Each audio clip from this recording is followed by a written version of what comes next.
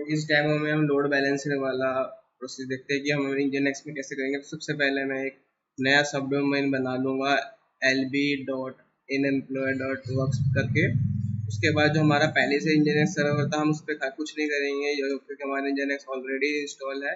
उसकी जगह हम क्या करेंगे, दो सर्वर और क्रिएट कर देंगे AWS में, सर्वर बैकएंड सर्वर 1 और बैकएंड सर्वर 2, और अपना पोर्ट 3000 ओपन कर देंगे इसके लिए कि ये एक्सेस कर सके इस पोर्ट को।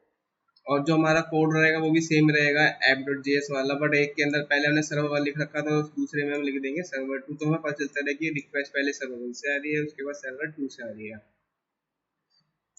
तो सबसे पहले हम दो सर्वर लॉन्च करने के लिए अपने इस इंस्टेंस पे, अपने कंसोल में आके लॉन्च इंस्टेंस पे क्लिक करेंगे।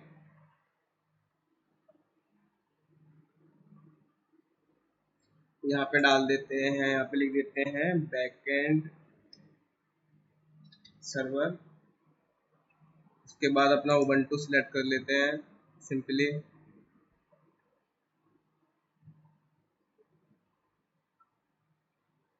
उसके बाद इंस्टेंस टाइप हो गया, हाँ की पेयर में की पेयर सिलेक्ट कर लेते हैं, और इसको फायर बॉल के अंदर जो हमने लास्ट बना रखा है HTTP उसको सिलेक्ट रहने देते हैं, और सिंपली यहाँ पे नंबर ऑफ इंस्टेंस 1 लिखा है तो यहाँ पे 2 कर देते हैं ताकि दो हमारे सेम अपना इंस्टेंस क्रिएट हो जाए। तो सीधा लॉन्च पे क्रिएट कर देंगे।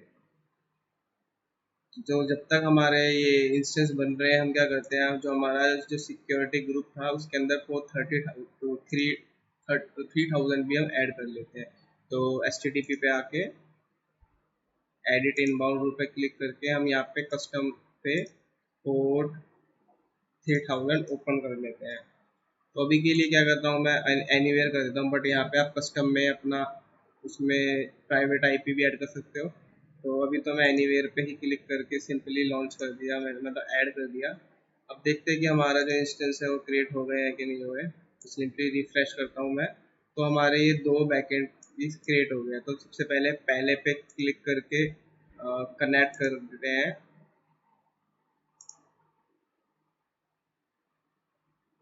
सिंपली मैं ब्राउज़र से कनेक्ट कर रहा हूँ। तो सबसे पहले हमें क्या करना पड़ेगा, अपना ये नोड इंस्टॉल करना पड़ेगा। तो सिंपली इस कमांड को कॉपी करके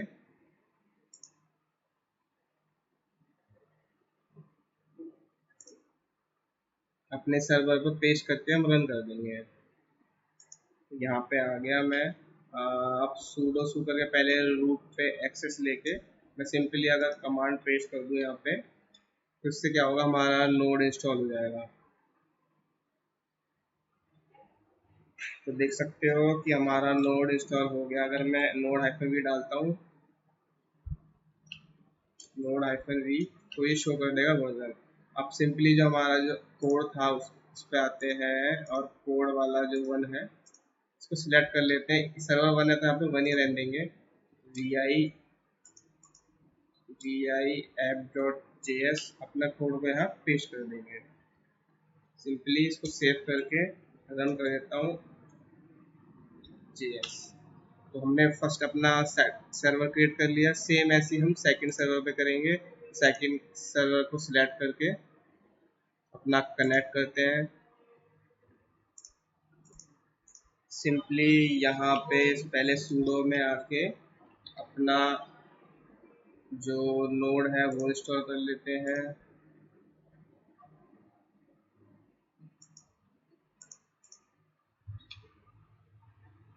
अब इसमें भी सेम अपना app.js बना लेते हैं। बट अब हम इसमें क्या करेंगे, जो सर्वर 1 है उसको जब लिख देते हैं सर्वर 2। अब सिंपली यहाँ पे अपना पेस्ट कर देते हैं कोड, और इसको भी रन कर देते हैं। तो हमने अपने दो सर्वर पे इंस्टॉल करके सिलेक्ट कर लिया है। अब हमें इन दोनों अपने बैकएंड सर्वर हैं, हमें उसकी प्राइवेट IP देख लेते हैं, क्योंकि अगर हम प्राइवेट IP ऐड करेंगे तो उसमें लेटेंसी कम होती है टू पब्लिक। तो एक ये रहा हमारा फर्स्ट सर्वर की जो प्राइवेट IP है, तो यहाँ हमने पेस्ट कर दी। और जो दूसरा वाला है उसकी कॉपी कर लेते हैं, प्राइवेट आईपी, वो हमने यहाँ पेस्ट कर दी। सॉरी, दोनों सेम पेस्ट हो गई क्या?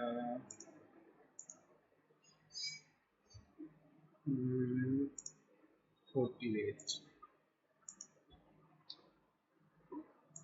तो हमारे पास दो आईपी आ गई, प्राइवेट आईपी।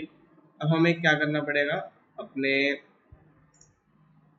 तो हमारे पास इसकी प्राइवेट आईपीज भी आ गई हैं। तो अब हमें क्या करना पड़ेगा, इसका एलबी का हम वो बना देते हैं डीएनएस सर्वर में, रिकॉर्ड ए टाइप का ऐड करके अपना सर्वर का पब्लिक आईपी ऐड कर देते हैं, क्योंकि हम एक नई वेबसाइट सब डोमेन वाला बना रहे हैं। तो सबसे पहले मैं अपने जो जिसपे हमारा इंजनएक्स इंस्टॉल है उसकी पब्लिक आईपी निकाल लेते हैं। तो simply curl IF config dot मी करके हमने अपना ये निकाल लिया, और सिंपली हम इसका एक सब डोमेन बना लें एलबी नाम से। तो अपने क्लाउड फ्लेयर पे जो भी डीएनएस उस पे आके क्रिएट रिकॉर्ड पे क्लिक करके हम यहाँ पे नाम डाल देते हैं एलबी, आईपी एड्रेस डाल देते हैं अपने पब्लिक आईपी, प्रॉक्सी ऑफ करके TTL1 कर देते हैं और सेव पे क्लिक कर देते हैं। तो हमारा एलबी वाला एक नया सब डोमेन बन गया है। अब सिंपली नेक्स्ट स्टेप क्या होगा, हमें उसकी कॉन्फ़िग फाइल बनानी पड़ेगी। तो इस लोकेशन पे साइट अवेलेबल पे हम एक कॉन्फ़िग बना लेते हैं, सिंपली sudo vi जो हमने बनाया उस पर डाल के। अब हमें इसके अंदर क्या करना पड़ेगा, हमें एक नया ब्लॉक ऐड करना पड़ेगा जिसका नाम है अपस्ट्रीम बैकएंड सर्वर, और यहाँ पे प्राइवेट आईपी और पोर्ट डाल देंगे उन सबके जो हमने बनाए हैं अभी। तो हमारा एक सर्वर, दो सर्वर बनाया तो हमने दो ऐड कर दिए थे। सिंपली यहाँ पे आप सर्वर ब्लॉक से पहले हमें क्या लिखना पड़ेगा, अपस्ट्रीम, उसके बाद लिख देते हैं बैकएंड सर्वर, या आप कुछ भी लिख सकते हो, बट मैं बैकएंड सर्वर ही लिख रहा हूँ अभी। उसके बाद सिंपली यहाँ पे ऐड करना है अपना सर्वर, और उसकी प्राइवेट आईपी क्या थी जो हमारा पहला सर्वर था, सिंपली इसको कॉपी करके यहाँ पे ऐड कर दिया। उसके बाद पोर्ट नंबर 3000 ही रहेगा। उसके बाद नेक्स्ट सर्वर जो हमारा था उसकी प्राइवेट आईपी कॉपी कर लेते हैं यहाँ से, सिंपली ऐड करके पोर्ट नंबर 3000 सेम। तो हमने ऐसे ही अपना अपस्ट्रीम बैकएंड सर्वर बना लिया। उसके बाद सेम जो सिंपल हमने जो अपना रिवर प्रॉक्सी वाली जो हमने ब्लॉक बनाया था वही वही हमें करना है, बट उसकी जगह यहाँ पे हमने लोकल 3000 लिख रखा है, उसकी जगह हमें क्या लिखना है, बैकएंड सर्वर, जो कि हमने यहाँ पे बैकएंड सर्वर बना रखा है। सिंपली इस सर्वर ब्लॉक और लोकेशन ब्लॉक को कॉपी करके अपनी कॉन्फ़िग फाइल में ऐड कर देते हैं।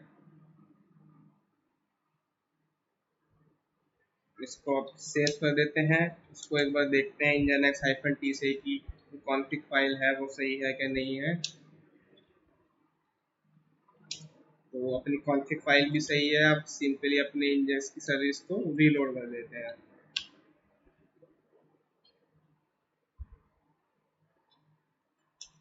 हमने अपने सर्विस भी रीलोड कर ली। उसके बाद सिंपली हम क्या करते हैं, अपना सिबलिंग बनाते हैं इसको। उसकी कमांड होती है sn ln-s। उसके बाद जब पूरा पाथ जाएगा जो हमने अभी लेवल साइड में बनाया था एलबी वाले के लिए, उसके बाद इंजनएक्स का पाथ जाएगा जहाँ पे साइट इनेबल वाली लोकेशन है। सिंपली एक बार दोबारा इसको रीलोड कर लेते हैं इंजनएक्स को। ओके, तो अभी ये कुछ एरर दिखा रहा है, एक बार देखते हैं कि nginx-t से क्या एरर है।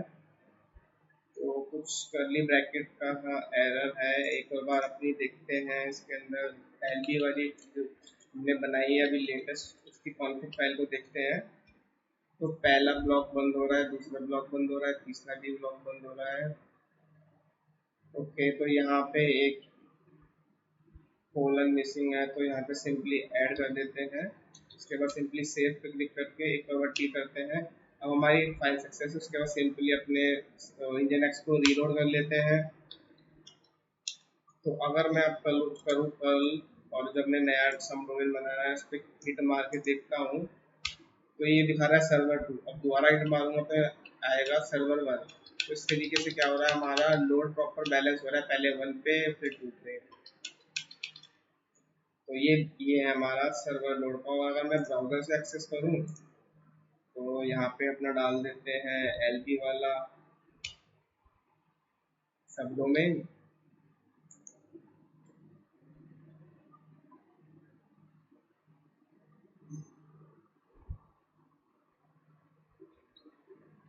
और ऐड कर देते हैं अपना HTTP। तो ये आ गया सर्वर 2। दोबारा रिफ्रेश करूंगा तो यहाँ पे आना चाहिए 1। तो इस तरीके से क्या हो रहा है, प्रॉपर लोड बैलेंस हो रहा है अक्रॉस हमारे 2 सर्वर। और उसके बाद जब प्रैक्टिकल परफॉर्म कर लेना तो सिंपली अपने सर्वर को बंद करके उन सबको टर्मिनेट कर देना।